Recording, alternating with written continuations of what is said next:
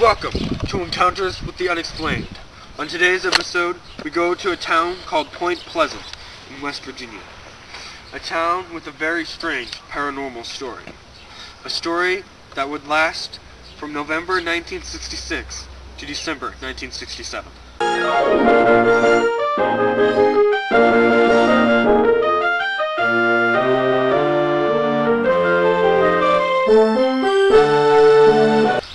It all began on November 15th, 1966, when two young couples from Point Pleasant named Roger and Linda Scarberry and Steve and Mary Mallette were traveling late night in Scarberry's car. They were passing the West Virginia Ordnance Works, an abandoned World War II TNT factory, about 7 miles north from Point Pleasant. In the 2,500-acre McClintic Wildlife Station, when they noticed two red lights in the shadows by an old generator plant near the factory gate. They stopped the car and were startled to discover that the lights were actually the red, glowing eyes of a large animal.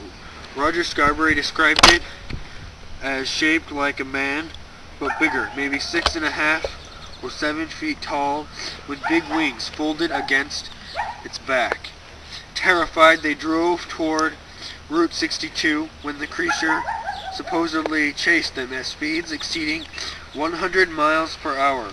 And according to the book Alien Animals by Janet and Colin Board, a poltergeist attacked the Scarberry home later the following night, during which the creature was seen several times. The following night, on November 16th, several armed townspeople combed the area around the TNT plant for signs of the Mothman, as it was dubbed from the Batman series. Mr. and Mrs. Raymond Wamsey and Mrs. Marcella Bennett, with her baby daughter, were en route to visit their friends, Mr. and Mrs. Ralph Thomas, who lived in a bungalow among the igloos, concrete domed dynamite storage structures erected during World War II near the TNT plant. The igloos are empty now, some owned by the county, others by companies intending to use them for storage. They were heading back to their car when a figure appeared behind their parked vehicle. Mrs. Bennett said that it seemed like it had been lying down, slowly rising up from the ground, large and gray, with glowing eyes. While Wamsley phoned the police, the creature walked onto the porch and peered in at them through the window. Mrs. Bennett said that she believed the Mothman had visited her own home too, and could often hear keening sounds like a woman screaming. On November 24th, 4 people saw the Mothman flying over the TNT area.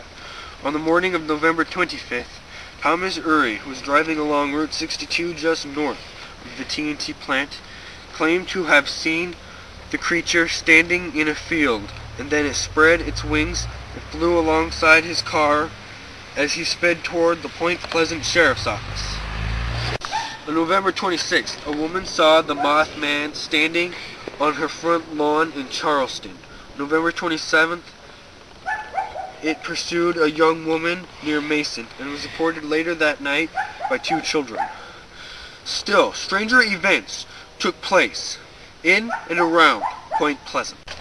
In December of 1966, there were several UFO sightings along with the Mothman sightings. By December 1967, most of the Mothman sightings had come to an end and faded away into the strange twilight zone from which he had come.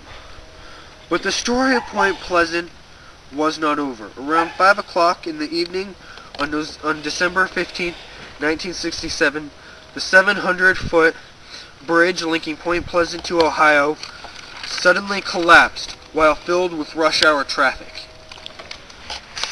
On that same night, the James Lilly family counted more than 12 eerie lights that flashed above their home. During Christmas week a short, dark-skinned man entered the office of Mary Hare, a local newspaper reporter. He was dressed in a black suit with a black tie, and she said he looked vaguely oriental. He had high cheekbones, narrow eyes, and an unidentified accent. He was not interested in the bridge disaster, she said, but he wanted to know about local UFO sightings. Hare was too busy to talk with him, and she handed him a file of related press clippings instead. He was not interested in them, insisted on speaking with her. She finally dismissed him from her office. That same night, an identically described man visited the homes of several witnesses in the area who had reported seeing the lights in the sky. He made them very uneasy and uncomfortable, and while he claimed to be a reporter from Cambridge, Ohio, he inadvertently admitted that he did not know where Columbus, Ohio was, even though the two towns are just a few miles apart. So, who was the Mothman? What were those strange lights in the sky? Who was the Man in Black?